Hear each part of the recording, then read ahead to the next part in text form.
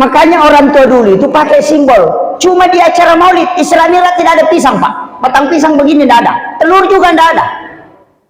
Kenapa?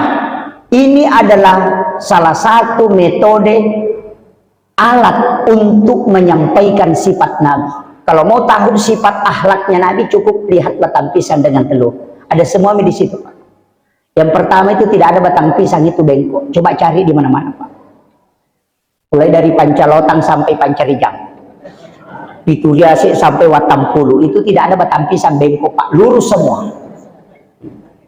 Itu jujur. Ya, kalau buahnya berat, lebih baik dia patah daripada bengkok. Makanya orang Bugis dulu bilang, tetok bata ko nasabak lempu, ubesikal di nasabak getang, akawali ko nasabak datong, musanreri indo ambok tama pasilian, alay sipa na way enalay mariaway na mega kegunan nalaw pada dari pancani.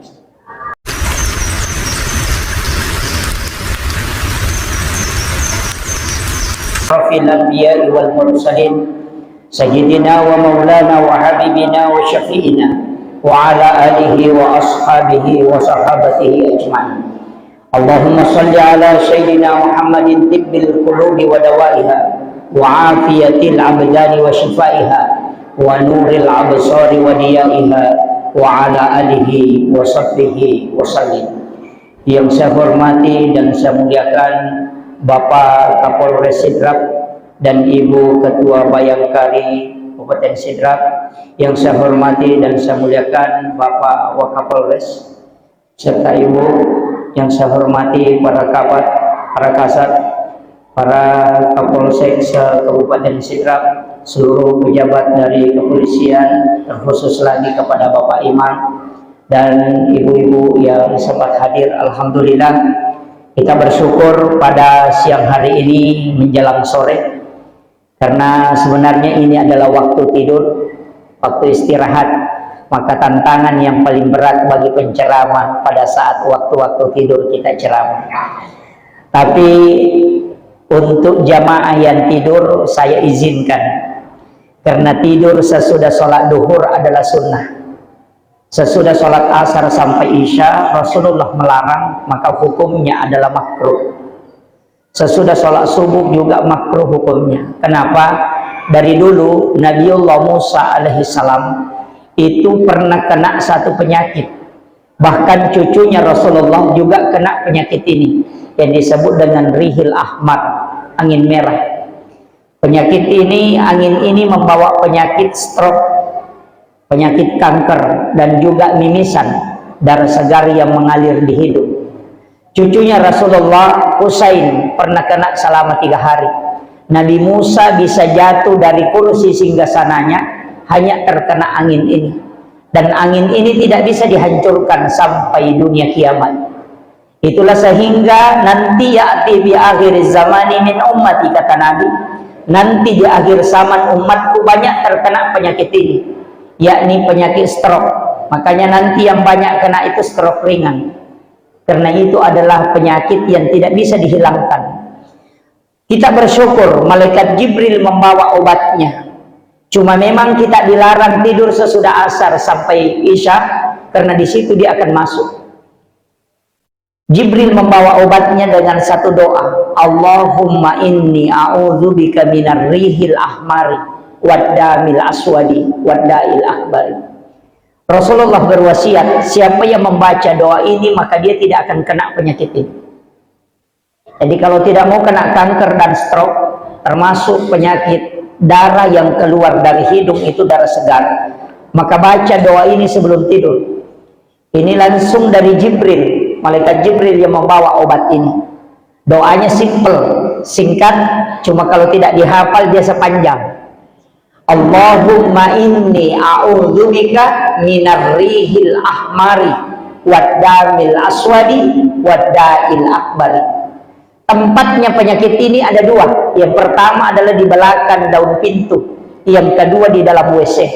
Makanya ketika ada orang jatuh WC itu jarang selamat. Yang jatuh di WC itu jarang selamat, Pak.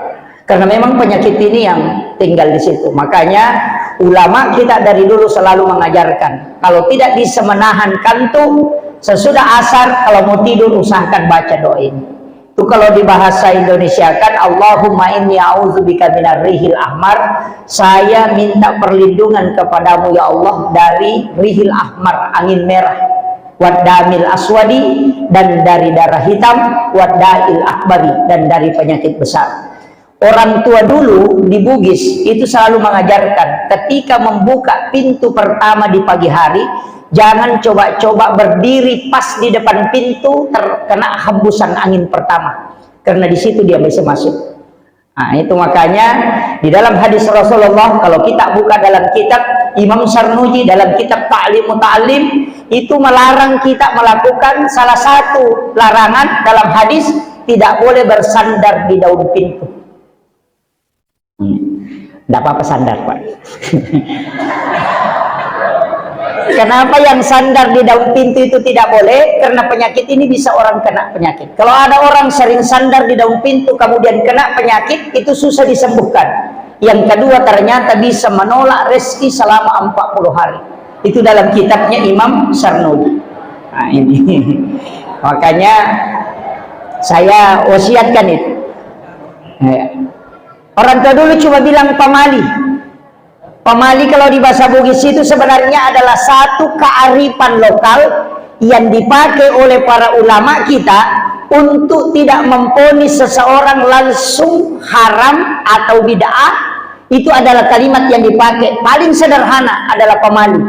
Pamali ini bisa mewakili makruh, bisa mewakili istilahnya mustahab, baik.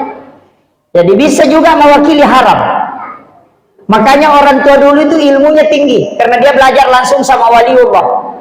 Makanya maulid seperti ini peringatan, bukan perayaan. Makanya maulid itu selamanya selalu diperingati.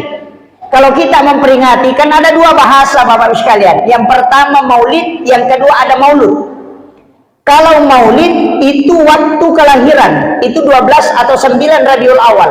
Kalau maulud, bayinya yang lahir, Rasulullah. Makanya kalau kita memperingati maulid, berarti kita memperingati kelahiran, waktu kelahirannya Rasulullah. Tapi kalau kita memperingati maulud Nabi, berarti kita memperingati adanya, hadirnya Rasulullah di muka bumi. Bayinya yang langsung diperingati, orangnya. Makanya maulid dengan maulud itu beda. Cuma bedanya satu lari ke waktu kelahirannya, satu lari ke orangnya. Nah, makanya kalau ada mengatakan peringatan maulud Nabi, berarti peringatan larinya ke Rasulullah. Kalau peringatan maulid berarti larinya ke waktu kelahiran. Kenapa kita selalu mengatakan peringatan maulid, bukan maulud? Karena yang kita peringati adalah waktu lahirnya. Makanya kelahiran Rasulullah di muka bumi, Rasulullah sendiri peringati. Kalau orang mengatakan tidak ada dalil maulid, maka dalil maulid yang paling sahih Bukhari Muslim adalah Nabi puasa pada hari kelahirannya. Itu tanda kesyukuran. Karena Nabi ditanya, ya Rasulullah, mengapa engkau berpuasa pada hari Senin? Rasulullah menjawab, karena hari Senin saya lahir. Seandainya Rasulullah ditakdirkan lahir hari Selasa, maka dia akan puasa pada hari Selasa. Seandainya dia ditakdirkan lahir hari Jumat, maka dia akan puasa hari Jumat. Artinya apa? Ini pesan untuk kita umatnya. Kita lahir hari Sabtu, puasa hari Sabtu. Kalau kita lahir hari Kamis, puasa hari Kamis. Karena yang disunnahkan di situ salah satunya adalah puasa pada hari kelahiran. Kan Nabi ditanya, kenapa puasa pada hari Senin? Karena hari Senin saya lahir. Kalau Bapak lahir hari Rabu, puasa hari Rabu. Mengatakan, wah kalau begitu saya sudah keliru karena puasa hari Senin. Tidak. Orang yang puasa hari Senin itu puasa sunnah hari kelahiran Nabi. Tapi siapa yang berpuasa pada hari kelahirannya, maka dia mengikuti Nabi berpuasa pada hari kelahiran. Satu hadis dua hukum. Kenapa ulama kita berpuasa pada hari kelahiran? Karena ternyata ditemukan hikmahnya. Siapa yang istiqamah berpuasa pada setiap hari kelahirannya, maka dia tidak akan kena penyakit yang bisa merusak tubuhnya. Kalau mau selamat dari penyakit, amalkan itu. Tapi agak berat. Agak berat. Ki Hamid Pasuruan itu setiap hari kelahirannya dia berpuasa. Sayyidina Ali karamallahu wajhah itu sahabat Nabi Pak, punya gelar Abu Bakar As-Siddiq karena dia membenarkan peristiwa Isra dan Mi'raj. Kemudian Utsman itu yang tidak disebut, hanya biasa menyebut nama bapaknya bin Affan. Kalau Abu Bakar As-Siddiq Umar Ibnul Khattab. Kalau Umar itu disebut dengan Al-Faruq. Kenapa Al-Faruq? Karena dia bisa membedakan antara haram dengan halal. Yang paling tahu tentang hukum itu Umar. Makanya disebut dengan Al-Faruq dari kata Furqan. Sayyidina Ali disebut dengan karamallahu wajhah, yang dikeramatkan oleh Allah wajahnya. Kenapa? Karena Sayyidina Ali selama hidupnya tidak pernah melihat kemaluannya, sehingga dia dikeramatkan oleh Allah Subhanahu wa ta'ala. Nah, makanya salah satu keistimewaan kalau orang tidak melihat kemaluannya. Kalau kita Pak biasanya biar anunya orang mau dilihat, makanya tidak bisa keramat wajahnya. Nah, saya kembali, makanya kalau mau puasa paling afdal puasa pada hari kelahiran. Kalau tidak bisa puasa hari Senin. Hari Kamis itu doa di store. Makanya kalau bapak-bapak, ibu-ibu mau minta doa, jangan pernah merubah doa kecuali cukup 1 minggu. Bahkan ada ulama kita seperti Imamul Ghazali mengajarkan kalau doa arba'ina yauman mania, 40 hari jangan ganti doa. Hari Kamis itu kan dilapor. Sama dengan di kepolisian ada laporan bulanan. Malaikat itu ada laporan mingguan. Laporan mingguan itu sebenarnya adalah hari Kamis. Setiap doa dan ibadah kita itu di store di hari Kamis. Makanya Nabi puasa pada hari Kamis. Hari Senin kita berdoa itu baru dicatat. Hari Selasa dicatat, hari Rabu dicatat, hari Kamis baru di store. Makanya kalau bapak-bapak, ibu-ibu berdoa, hari Senin minta sepeda, hari Selasa minta motor, hari Kamis minta mobil, hari Jumat minta naik pangkat, itu malaikat pusing. Ya, belum dilapor ganti lagi. Hari Senin minta sepeda, baru dicatat. Hari Selasa minta motor, dicatat lagi.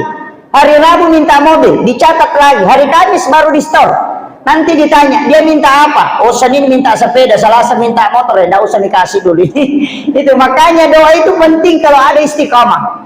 Makanya Nabi Musa saja itu berdoa puasa sampai 30 hari, kemudian disuruh oleh Allah menambah 10 hari sehingga cukup 40. Makanya berdoa istiqamah 40 hari itu lebih cepat diijabah. Sama aja anak kita, Pak Bu. Kalau ada anak kita minta sepeda, pagi hari Senin minta, mak belikan kak sepeda. Pulang dari kantor, mak belikan kak sepeda. Hoki pergi kantor bilang lagi, mak ingat belikan kak sepeda. 1 minggu saja anak kita selalu bilang belikan kak sepeda. Kalau ada uang kita pasti belikan.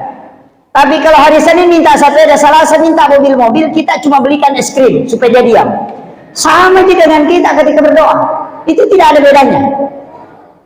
Makanya yang mau naik pangkat ini istiqamah berdoa, jangan ganti-ganti. Hari Senin minta naik pangkat, Selasa minta istri, wah itu jadi masalah. Nah, ini.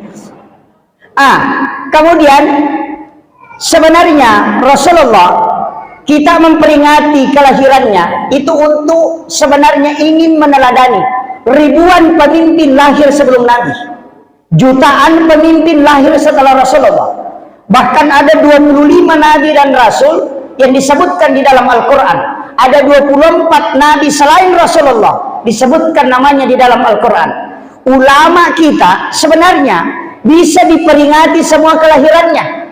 Tapi kenapa cuma dipilih? Disaring dari 25 nabi dan rasul, dipilihlah 5 yang istimewa yang disebut dengan ulul azmi. Ulul azmi ini lagi disaring oleh ulama, dipilih 2 orang. Satu Rasulullah Sallallahu Alaihi Wasallam, yang kedua Nabiullah Isa Alaihi Salam. Karena inilah 2 nabi yang paling sedikit kesalahannya. Semua nabi ada semua kebaikannya dan banyak kebaikannya, tapi dicari mana yang paling sedikit kesalahannya. Cuma ini yang 2, Nabiullah Isa Alaihi Salam dan Rasulullah Sallallahu Alaihi Wasallam. Maka 2 nabi inilah yang diperingati kelahirannya. Nabi Isa disebut dengan Natal, Nabi Muhammad disebut dengan Maulid Nabi. Cuma ada yang menyamakan, ada pendapat mengatakan yang tidak ngaji agama di pesantren muncul bahwa Maulid dengan Natal sama. Itu tidak. Natal itu ibadahnya, sedangkan Maulid itu peringatan, syiar. Itu beda. Makanya ada sholat Natal, kalau sholat Maulid tidak ada. Kajiannya harus dipisahkan. Sekarang kan orang kaji agama biasa kalau langsung dari YouTube itu jadi masalah. Kalau ambil ilmu dari YouTube langsung, yang pertama pindah ilmunya, adabnya tidak pindah. Kalau ngaji sama kiai sekaligus adabnya, ilmunya juga pindah dan bisa bertanya langsung. Kalau di YouTube tidak bisa bertanya. Nah, makanya sekarang kajian agama itu banyak orang pelintir. Kenapa? Dia gabungkan 3 tahap kajian agama, digabungkan sehingga menjadi rancu. Kajian Islam, kajian iman, kajian ihsan. Kajian Islam itu bicara hukum, ulamanya disebut fuqaha. Kajian iman itu kajian tauhid, ulamanya disebut murabbi. Kalau kajian ihsan itu kajian akhlak, tasawuf, ulamanya disebut mursyid. Itu beda, Pak. Kalau kajian tasawuf ditarik turun ke kajian iman, itu rancu itu. Atau kajian fikih ditarik ke kajian tauhid, itu kebablasan. Saya kasih contoh. Kenapa banyak orang menyalahkan? Karena dia gabungkan ini. Kalau akhlak tidak bisa dihukumi langsung, tidak bisa ditauhidkan langsung. Kenapa? Karena akhlak melampaui hukum adab. Coba saya kasih contoh satu sederhana, Pak. Hormat kepada bendera merah putih. Banyak yang menganggap itu musyrik. Kenapa? Karena kajian adab ditarik ke tauhid. Hormat ke merah putih itu adalah adab. Penghargaan kepada pejuang yang telah memperjuangkan NKRI ini. Sehingga Indonesia bisa merdeka. Ketika dia diturun ke tauhid, akidah, maka itu bahaya. Itu jadi musyrik, Pak. Makanya sungkeman kepada orang tua itu adab. Ketika dia turun ke tauhid, itu menjadi musyrik. Karena tidak boleh sujud selain kepada Allah. Tapi sujudnya orang ke orang tua ketika dia mencium tangannya itu ta'zim namanya. Itu adab, bukan akidah. Coba bedanya. Kalau fikih tetap pada posisinya, pasti berdebat, Pak. Kalau fikih itu orang berdebat. Karena Allah yang bilang, walizalika halakahum. Demikianlah aku ciptakan engkau. Tidak satu paham. Makanya kalau orang mau berdebat di fikih, Pak, pasti berdebat. Makanya Syafi'i, Maliki, Hanafi, Ahmad bin Hambal itu kajian fikih. Pasti berbeda. Coba saya kasih contoh satu. Orang yang menyumbang, Pak, pelaku narkoba, kalau dia sudah jual narkoba kemudian dia sedekahkan uangnya ke masjid, apa boleh diterima atau tidak? Kalau fikih Syafi'i, Maliki, Hanafi, Ahmad bin Hambal mengatakan haram, tidak boleh. Kalau diterima, itu mutlak kita kena hukuman. Tapi kalau Profesor Dr. Yusuf Qaradawi, kebalikannya, dia mengatakan kalau pemain judi bersedekah dan itu uang haram, terima, jangan tolak. Kenapa? Kalau kau terima dia pakai main judi, tambah dosa lagi dia. Tapi kalau kau ambil, itu tidak berdosa. Karena dia tidak berdosa, cuma uangnya ini harus dipisahkan. Tulislah misalnya di kotak, sumbangannya pemain judi. Di mana dipakai? Ketika bangun WC pakai di situ. Ketika bangun menara pakai di situ. Ketika bangun pagar pakai di situ, karena dia tidak ditempati untuk sholat. Ketika kalau dia bertaubat, itu akan menjadi kebaikan. Tapi jangan engkau tidak menerima, karena kapan kau tidak terima, dia pakai beli minuman, dia pakai beli sabu-sabu, dia pakai main judi, dia pakai main perempuan, 4 dosanya gara-gara kau. Coba, Yusuf Qaradawi.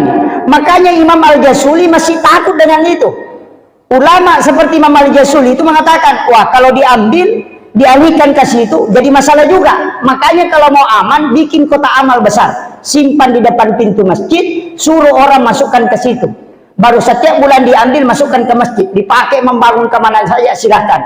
Nanti di hari kemudian kalau panitia ditanya, uang dari mana nih? Kasih tahu, saya cuma ambil di kotak amal, saya tidak tahu dari mana. Selesai persoalan. Makanya ulama-ulama kita itu pakai kaidah-kaidah.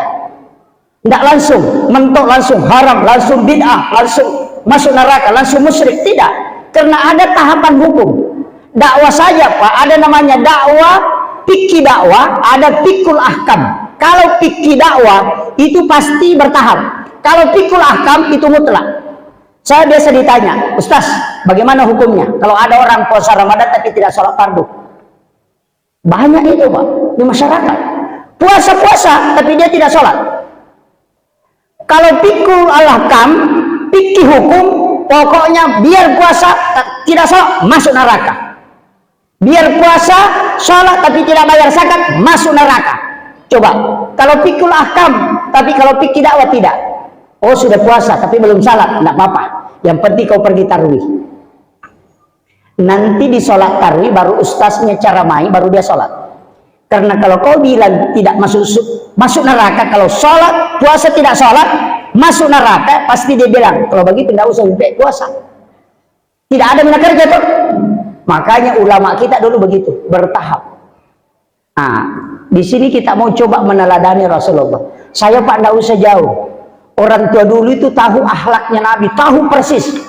Kalau diceramahkan setiap maulid, orang bisa hafal Pak. Cuma susah mengingat. Makanya banyak kalau orang diceramai begini-begini kepalanya. Bagaimana penceramah? Bagus. Apa yang dia bilang? Nggak tahu. Ini banyak. Iya.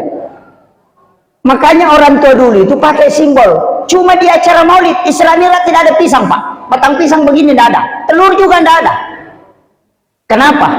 Ini adalah salah satu metode alat untuk menyampaikan sifat Nabi. Kalau mau tahu sifat akhlaknya Nabi, cukup lihat batang pisang dengan telur. Ada semua di situ Pak. Yang pertama itu tidak ada batang pisang, itu bengkok. Coba cari di mana-mana Pak. Mulai dari Pancalotang sampai Pancarijang, itu Jasik sampai Watampulu, itu tidak ada batang pisang, bengkok Pak, lurus semua. Itu jujur. Ya, kalau buahnya berat, lebih baik dia patah daripada bengkok. Makanya orang Bugis dulu bilang, "Tatok bata ko nasabak lempu, mubesikal di nasabak getang, akawali ko nasabak datong, musanreri indo ambok tama pasilian, alay sipa nawai enalay mariaway na mega kegunan nalaw padan dari pancani." Ini falsafah. Tatok bata ko nasabak lempu, berdirilah engkau lurus. Cuma biasa kalau lurus itu Pak, kalau ada kayu di hutan na lurus, cepat ditebang. Ya, itu falsafahnya Guru Tak. Biasa kalau kayu lurus betul itu biasa cepat ditebang karena banyak gunanya. Diambil tiang, diambil pasak. Ya, yang bengkok itu Pak jarang ditebang. Ya, biasa. Yang bengkok itu jarang ditebang. Tapi kalau dia ditebang, langsung masuk ke dapur. Itu. Makanya batang pisang, makanya makan Guru Tak lempu kok, alai lempu naloka, melempu, cuma lempu emak kok angkat telu, lempu kandau, lempu beci, lempu bali basah. Lempu kandau itu sabit Pak, itu sabit lurus, tapi bengkok lurus lagi. Cuma itu sabit tidak bisa makan kalau tidak ditarik ke kita. Ayo na lempu Pak bagi, we. Tawamu, tawaku, tawana Pak bagi dua ninala. Meka mitai matu ibu-ibu yang sudah bagi-bagi kalau dua ember lempu kandau iya.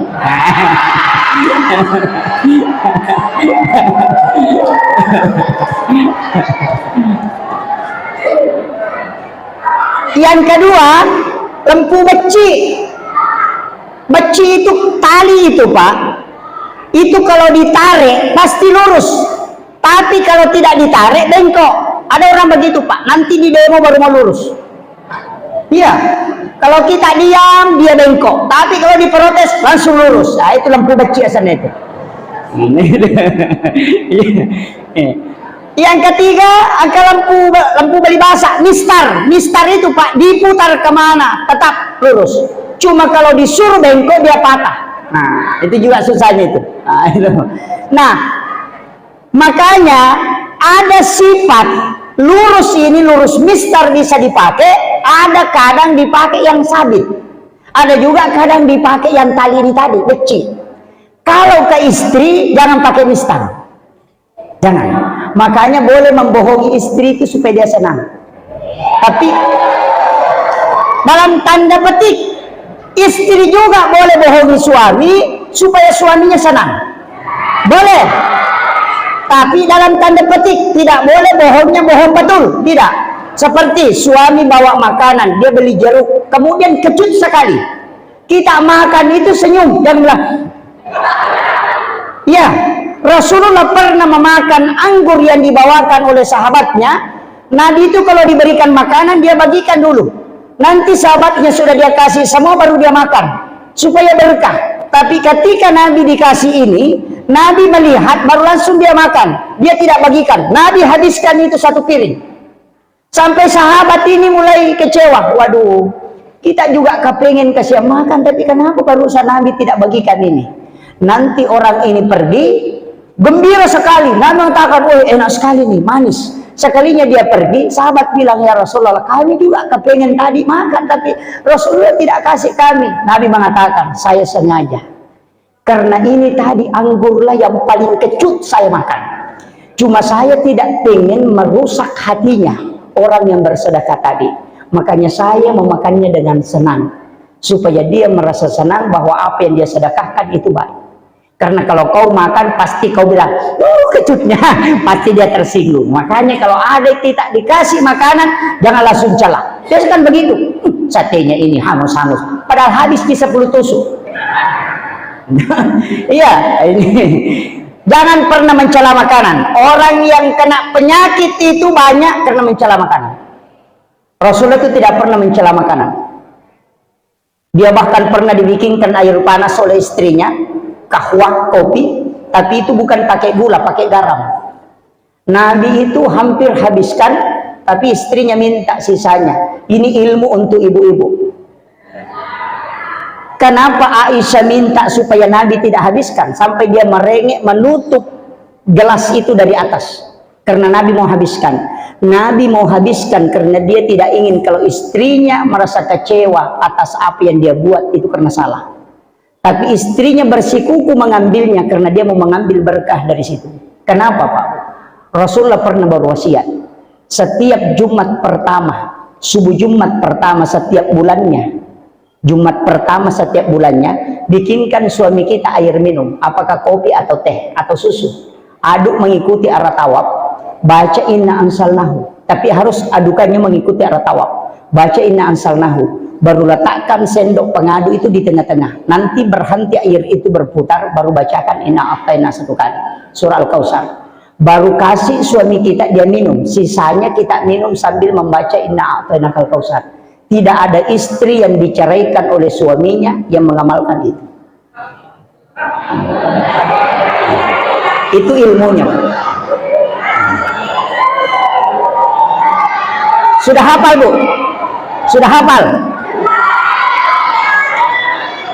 Aduk mengikuti arah tawaf, baca inna ansalnahu, baru pas di tengah-tengah sendoknya kita letakkan. Nanti selesai air itu berputar, baca inna a'tainakal kautsar, selesai baru diangkat.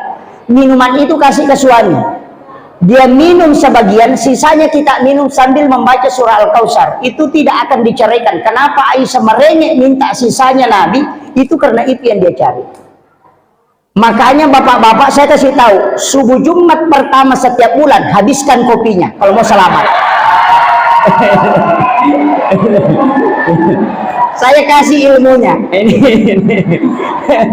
Jangan disisa Pak, habiskan memang. Itu supaya selamat.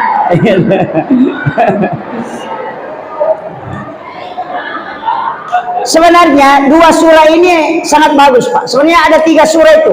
Yang pertama adalah surah Al-Kautsar, surah yang paling pendek. Nabi janjikan dalam hadis sahih, siapa yang mencintai surah ini maka dia akan mendapatkan syafaatku kala di yaumil akhir. Untung Pak surah Al-Kautsar. Untung. Hafal surah Al-Kautsar Bu? Hah? Kalau tidak hafal surah Al-Kautsar, inna a'taina kita hafal. Insyaallah. Iya. Untung surah Al-Kautsar Pak. Seandainya surah Al-Baqarah setengah mati kita menghafal. Makanya Nabi mengatakan siapa yang cinta kepada surah Al-Kautsar maka dia akan mendapatkan syafaatku kelak di yaumil akhir. Dan surah inilah yang bisa menenangkan kalbu yang dalam keadaan gundah gulana. Ketika ada orang yang meninggal keluarga kita, kemudian kita bersedih, perbanyak mengamalkan surah ini. Karena surah ini mengobati hatinya Nabi ketika anaknya yang bernama Ibrahim wafat. Maka Nabi sedih dan diturunkanlah surah ini untuk mengobati kesedihannya Rasulullah. Nah, makanya ibu-ibu kalau goreng telur kemudian meletus, bacakan surah Al-Kautsar, itu tidak meletus. Iya, biasa telur pecah itu kalau digoreng itu meletus. Orang tua dulu selalu ajarkan, baca surah Al-Kautsar baru kau goreng, itu tidak akan meletus. Yang kedua, kalau kita naik kapal Pak, atau naik pesawat, atau naik kapal laut, kemudian ombak besar, baca surah Al-Kautsar dengan satu napas kemudian sholawat, insya Allah itu tenang itu. Bayangkan kalbunya Rasulullah bergejolak, itu tiangnya aras bergerak Pak. Tapi ketika surah ini turun itu didiamkan. Makanya surah ini cuma 3 ayat, tapi itu bisa mendiamkan tiangnya aras. Air laut, ombak di laut itu bisa tenang dengan ini. Anak kita kalau ada yang nakal betul tidak mau mendengarkan ucapan kita, maka baca di telapak tangan kanan, baru letakkan di kalbunya sebelah kiri. Letakkan. Tiupkan ke tangan baru letakkan, itu namanya mentransfer energi Al-Quran. Bisa Pak Ustaz? Bisa. Kenapa bisa? Flash disk saja bisa pindah Al-Quran 30 juz di laptop hanya mencolokkan dengan mengkoneksikan wifi. Coba, energi nur itu kan, nur dalam Islam itu ada 70, Al-Quran itu 70 nurnya, sedangkan yang ditemukan sekarang kan baru 5, Bluetooth, kemudian BlackBerry, kemudian infrared yang pertama, baru Bluetooth, baru BlackBerry. BlackBerry itu kan adalah alat komunikasi luar angkasa. Makanya kalau orang di bulan mau bicara di bumi itu kan tidak bisa tembus suara. Itu gelombang cahaya dirubah menjadi gelombang suara. Itu namanya BlackBerry. Cuma kita kenalnya dulu adalah handphone. Padahal itu adalah satu berkas cahaya. Kemudian belakangan ditemukan black hole yang bisa membuka pintu mall itu, yang ketika kita sudah berdiri sensor itu langsung terbuka. Saya prediksi pintu surga begitu Pak, orang yang sholat 5 waktu baru berdiri langsung terbuka. Makanya kuncinya surga itu, kalau sholatnya tidak sempurna tidak terbuka sedikit lagi tutup lagi ini. Makanya saya prediksi begitu tuh. Kemudian yang ketiga, yang keempat ditemukan sekarang adalah hologram, yang sekarang Jepang sudah pakai, berlomba-lomba meninggalkan laptop kemudian pakai hologram, bisa berada di 3 tempat dalam satu waktu. Sekarang kita yang paling canggih kita pegang sekarang adalah pakai video call. Orang di tanah suci bisa dilihat langsung di sini dengan suara dengan wajah, itu video call. Makanya Guru Taqi Jadul Rahman Ambodale bisa khutbah di 2 tempat, itu sebenarnya pakai video call energi Al-Quran. Itu bisa diilmiahkan Pak. Kenapa bisa Pak Ustaz? Bisa. Coba kalau orang bermimpi Pak tidur, 5 menit dia tidur, dia mimpi dari Jakarta bolak-balik. Padahal dia cuma 5 menit. Dia tidur satu bantal dengan kita, tinggal di ranjang Rosban sama-sama. Cuma dia berada di satu alam karena dia mimpi. Orang mimpi itu Pak, matanya tertutup ketika tidur, tapi dia bisa melihat. Mata apa yang dia pakai melihat padahal matanya tertutup? Coba, itu dikaji ulama tasawuf dari dulu, dan itu dibuktikan. Waktu sekarang Pak, kita bisa tahu karena kita melihat jam. Sekarang akan datang dan yang telah lalu. Siapa yang bisa tahu itu? Hanya melihat jam. Tapi kita, waktu ini tidak wujud. Yang wujud diri kita. Tapi ketika kita lepas dari sesuatu yang tidak wujud, maka bisa berada di satu tempat dalam waktu yang cepat. Itulah yang dipakai ketika orang pakai handphone. Video call di Mekah bisa sampai di Sidrap hanya sepersekian detik. Itu yang dipakai ulama. Kalau orang tidak bisa buktikan secara ilmiah, itu dari dulu orang tidak buktikan, tapi sekarang dibuktikan, cuma banyak orang lalai bahwa ulama bisa berada di 2 tempat dalam satu waktu. Itu ilmunya ada. Cuma tidak diajarkan terbuka karena saya juga belum tahu. Itu kan nurnya Rasulullah. Likulli syai'in min nuri Muhammad. Segala sesuatu dari nurnya Muhammad. Kemudian kita mengambil. Yang kedua Pak, batang pisang itu coba lihat. Kalau pisang berbuah, yang paling pertama nampak itu adalah jantungnya, bukan buahnya. Kalau orang mau tahu ini pisang sisirnya banyak, lihat jantungnya kalau besar. Artinya segala sesuatu ketika engkau mau memulai pekerjaan, dahulukan keikhlasan. Ketika keikhlasanmu besar, maka hasilnya akan besar. Tapi ketika engkau tidak ikhlas, maka akan kecil hasilnya. Itulah kenapa batang pisang diambil dengan simbol buah pisang. Yang ketiga Pak, pisang itu kalau dikupas sama-sama di dalam di luar, tidak ada bedanya. Semakin dikupas semakin bersih dan semakin lembut. Kalau kayu dikupas di luar lembut, keras di dalam, tambah ke dalam tambah keras. Makanya pakai pisang. Pisang itu tambah ke dalam tambah lembut. Itu simbol kalbu, jiwa, pikiran, hati, kemudian perbuatan. Bima kedai guru tepat pada padi bicaramu, pangkau kamu, atekamu, minasamu, aja nalain ngupo gau. Kan ada begitu. Di depan kita bilang iya, sekalinya pergi kita bilang iya. Nah ini banyak. Kemudian pisang Pak, kalau dia ditebang, nah belum pernah berbuah, pasti naik daunnya. Ditebang pasti daunnya lagi naik. Kalau dia belum pernah berbuah, tapi kalau sudah berbuah ditebang pasti tidak naik. Apa maknanya? Pisang itu tidak mau mati kalau tidak ada hasil. Itu khairun nasi ampa'uhum linnas. Sebaik-baik manusia itu adalah yang paling banyak manfaatnya bagi sesamanya. Makanya pejabat-pejabat di kepolisian itu amanah. Jabatan yang diberikan oleh Allah mesti ada hasilnya baru kau tinggalkan. Bapak Kapolres ini luar biasa Pak. Saya tadi masuk di ruangannya. Saya pernah masuk sebelumnya. Ruangannya sudah sangat luas dan cantik. Itu pasti dikenang selamanya. Walaupun beliau tinggalkan jabatannya karena ini amanah, ada waktunya dia diambil. Maka kelak itu akan menjadi selalu kenangan. Iya. Kan begitu. Maka dia itu mata taruh ke pas sengaran nasabayan itu malampe. Harta kau tinggalkan akan habis. Tapi pas sengaran tidak akan pernah habis. Banyak orang Pak sudah hancur tulangnya, masih orang maki-maki dia. Kalau disebut namanya langsung dia kan si anu. Makanya kalau mau diingat baik, satu kuncinya dermawan. Itu aja Pak. Ya kau angkat tahu majasi Pak, ya kau melok patak dari jasi Pak, nah suruh bani magala mak bere. Karena sifat jelek bisa hilang dengan sedekah. Bisa Pak. Coba kalau ada orang jelek sekali baru sering bersedekah, pasti orang lupa. Anggota dewan saja biasa silaturahminya 1 kali 5 tahun. Nanti mau dipilih baru bagi-bagi baras lagi. Dan pasti selalu masyarakat bilang bagusnya bapak kalau cuma 1 kali. Dia lupa semua keburukan. Makanya ulama mengatakan tutupi keburukan dengan banyak bersedekah. Sifat dermawan ini Pak bagus. Kalau dia sama orang miskin bagus, tapi tempat yang paling bagus sama orang kaya. Kalau orang miskin dermawan Pak ya dalek do ciling. Ayo maka ada meloki mak bangun masigi nasi lodomoki tidak doa saja. Tapi kalau orang kaya langsung dia bilang semennya saya tangguh, besinya saya tangguh, bagi tukang semua saya tangguh. Tapi kebalikannya Pak, kikir ini sifat paling jelek. Kenapa? Orang kikir saja tidak suka.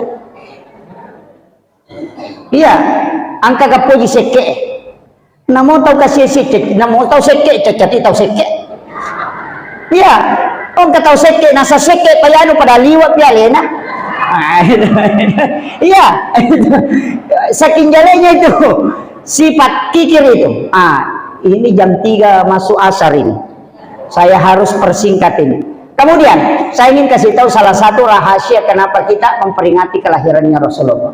Sebenarnya Rasulullah itu Pak, malam 1 Rajab nurnya itu diturunkan oleh Allah dari langit turun ke perut ibunya Aminah.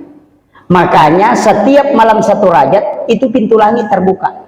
Makanya kalau mau doanya mustajabah, berdoa di malam 1 Rajab. 1. Yang kedua malam nisfu Sya'ban, berdoa. Di situ juga pintu langit terbuka. Yang ketiga malam 9 Zulhijjah, itu malam hari Arafah. Berdoa juga di situ. Itu pintu langit dibuka. Kemudian malam 10 Zulhijjah, hari raya Lebaran Idul Adha. Dan malam 1 Syawal, itu malam hari raya Idul Fitri. Orang yang berdoa pada 5 malam ini itu tidak ditolak doanya, karena itu tidak melewati, tidak terhalang oleh pintu langit, karena semua pintu langit terbuka. Nah, makanya Guru Kiai Muhammad Said Abdul Ghani, kalau ada yang dari Kalimantan, dari Martapura, pasti kenal Kiai Muhammad Said Abdul Ghani yang disebut dengan Guru Sekungkul Martapura. Itu berwasiat, siapa yang mau jasadnya hilang di kuburan, cukup jangan tidur pada 5 malam ini. Mulai dari maghrib beribadah, apakah mengaji atau sholat sunat atau tafakur sampai subuh. Yang mengamalkan itu setiap tahun maka dia akan dijemput jasadnya di alam kubur. Guru Kiai Abdul Rahman Ambodale, Guru Kiai Fathuddin Sukara, mantan almarhum al-maghfurlah, Ketua Majelis Ulama Indonesia Kabupaten Sidrap. Beliau itu sampaikan langsung kepada saya karena saya mondok di pondoknya. Apa katanya? Ketika saya tanya, "Maga Guru tawatune pasuru." Apa katanya? Guru tak itu wali Allah. Karena pada saat saya mengambil ketika orang lepaskan dari atas, itu masih ada.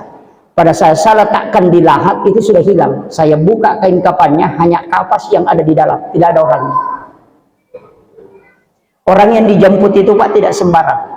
Kalau dalam risalah hanya 4. Tapi bisa dijemput di kubur, itu tidak sembarang. Itu adalah salah satu amalan yang diajarkan para ulama. Makanya yang mampu melakukan itu silahkan. Tidak saja bisa begadang tunggu main bola Liga Champion, apalagi kalau begadang. Tapi itu 5 malam. 1 Rajab, nisfu Sya'ban, 9 Zulhijjah, 10 Zulhijjah, dan 1 Syawal. Itu 5 malam. Itu intinya. Kemudian Rasulullah diciptakan pertama itu nurnya Pak. Nurnya Muhammad. Makanya Nabi Adam juga itu bersalawat kepada Rasulullah. Padahal dia kan terakhir. Makanya ibu-ibu, bapak-bapak kalau tidak mau pakai kacamata, mudah-mudahan saya diberkahi dengan doa ini. Orang yang sering pakai HP di layar TV itu, depan layar komputer, itu biasa matanya cepat rusak. Tapi ada satu doa yang dibaca Nabi Adam, Rasulullah jamin itu, siapa yang membaca doanya Nabi Adam ketika dia melihat wajahku di kedua kukunya, dan dia baca, dia usapkan ke matanya, maka dia tidak akan buta hingga dia meninggal. Itu janji Nabi. Makanya kalau orang azan kemudian membaca asyhadu anna Muhammadar Rasulullah, pertemukan kedua ibu jari, baru cium ke hidung, baru baca marhaban bika ya habibi qurrata aini ya Rasulullah, baru usapkan ke mata 3 kali. Itu tidak akan buta matanya hingga dia meninggal. Kalau tidak mau pakai kacamata, cukup pakai itu. Sudah hafal? Saya ulang Bu, marhaban bika ya habibi qurrata aini ya Rasulullah. Kalau tidak hafal itu pakai yang kedua. Kalau baru wudhu sebelum sholat, ketika membasuh muka, jangan tutup mata. Pada basuhan kedua dan ketiga. Pertama tetap tutup, yang kedua jangan tutup mata. Itu akan mengobati mata. Itu obat yang paling bagus. Itu air wudhu. Kalau masih tidak bisa, pakai yang ketiga. Ketika membaca Al-Quran, di dalam Al-Quran itu ada kalimat Sami'un Basir. Letakkan kedua ibu jari. Ini dari ulama kita, ulama Safu ini. Letakkan kedua ibu jari di atas ayat itu. Kemudian masukkan ke langit-langit. Baru tekan di mata, baca sholawat 3 kali, baru kasih lewat ke kuping telinga, baru tekan, baru baca la haula wala quwata illa billah. Tidak akan buta dan tidak akan tuli hingga dia meninggal. Itu tidak berubah itu. Kalau masih tidak bisa, pakai yang keempat. Ini yang terakhir. Pergi ke toko kacamata, ukur baru bayar. Insya Allah yang terakhir. Tidak ada bacanya. Iya. Itu obat Pak Bu. Itu obat mata yang diajarkan dari dulu. Makanya kita sebenarnya, saya pernah dapat di satu kitab hikmah. Saya itu sering pakai obat air wudhu. Kalau sudah berwudhu, berdoa, mengangkat tangan. Tapi tidak semua wudhu. Kalau kita sudah mengangkat tangan begini, ada air yang bikin geli di ujung siku ini. Ada air itu tidak mau menetes. Kemudian ada di ujung hidung, dan itu geli kayak gatal. Di sini kiri kanan, kemudian di ujung hidung. Kalau orang punya penyakit yang parah, ambil itu. Gabungkan yang 3, baru bacakan salawat, baru minum. Itu obat. Makanya orang selalu mengatakan, cari air berkewudu. Cuma orang tidak temukan itu Pak. Tapi tidak semua wudhu. Kalau kita berwudhu mengangkat tangan, kemudian berdoa, itu agak gatal. Itu agak geli. Dia berputar-putar. Itu tidak jatuh. Maka ambil itu yang 3. 1 kiri kanan, 2 kemudian di ujung hidung, pasti bersamaan itu. Kemudian kumpulkan ke tangan, baca salawat, kemudian minum. Itu obat yang paling bagus. Saya sering pakai itu Pak. Kalau orang mau awet muda, pakai itu. Salah satu fungsinya itu untuk awet muda. Kalau yang sudah tua tidak usah pakai, nanti awet tua.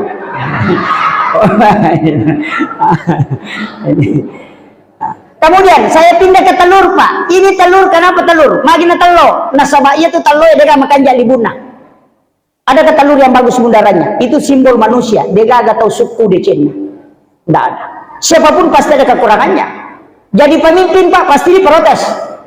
Saya kemarin ditanya di Kalimantan, Pak Ustaz, apa pekerjaan yang tidak ada resikonya? Saya bilang cuma satu. Pekerjaan yang tidak ada resikonya, jual batu nisan. Insya Allah tidak ada resikonya. Iya, kalau kau pejabat pasti ada resikonya. Luqmanul Hakim sudah membuktikan. Nah, kau mau lihat, setiap dikerjakan pasti ada yang protes. Itu unta kau ambil. Dia tarik unta, anaknya yang usir untanya dari belakang. Lewati satu kampung dikasih tahu itu orang bodoh, kenapa tidak naik?